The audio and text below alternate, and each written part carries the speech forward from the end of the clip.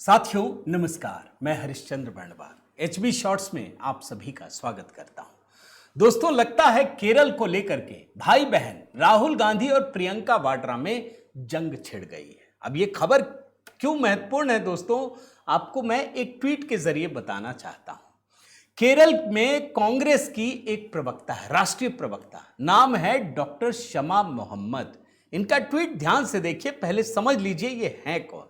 ये कांग्रेस की बड़ी नेता है, केरल की है, प्रवक्ता है, राष्ट्रीय प्रवक्ता, पेशे से डॉक्टर है, अमेरिका में सर्जन के तौर पर काम कर चुकी हैं। अब देखिए, केरल में 9 अप्रैल को एक चरण में चुनाव होना है दोस्तों। केरल में कांग्रेस ने अपने उम्मीदवारों का ऐलान किया। अब ये मैडम भड़कते हुए एक ट्वीट करती हैं और सीधे सीधे राहुल गांधी को आईना दिखाती हैं। अब बहन कैसे आ गई वो भी मैं आपको बताता हूं।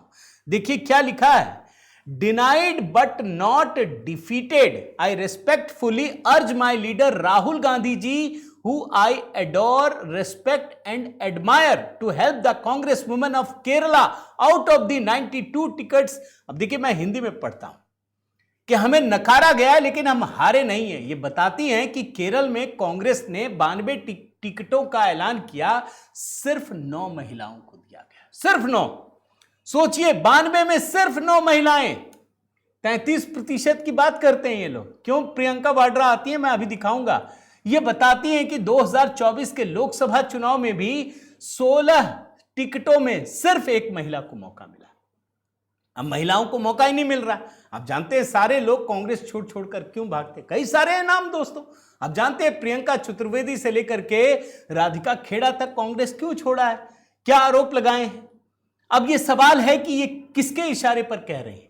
कहीं ये प्रियंका वाड्रा का जो नैरेटिव है उसी को तो नहीं उठा रही है। क्या कहा था प्रियंका वाड्रा ने, याद है ना, यूपी चुनाव में, लड़की हूं, लड़ सकती हूं।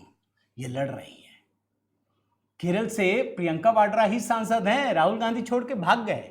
अब इन लोगों को लगता है ग्रांटेड कि बस जो भी करना है, जीतना है। तो ये कहानी दोस्तों इसलिए बहुत महत्वपूर्ण है। कांग्रेस पार्टी, राहुल गांधी बोलते कुछ हैं और करते कुछ हैं, याद रखिएगा। ये इनका डबल स्टैंडर्ड है और इनके डबल स्टैंडर्ड को कोई भाजपा वालों को दिखाने की जरूरत नहीं है, कांग्रेस ही दिखा रहे हैं। लेकिन यही एक और मामला आपके सामने रख देता हूं दोस्तों। यह मामला महिला अधिकार का तो है ही, महिलाओं के सशक्तिकरण का तो है ही।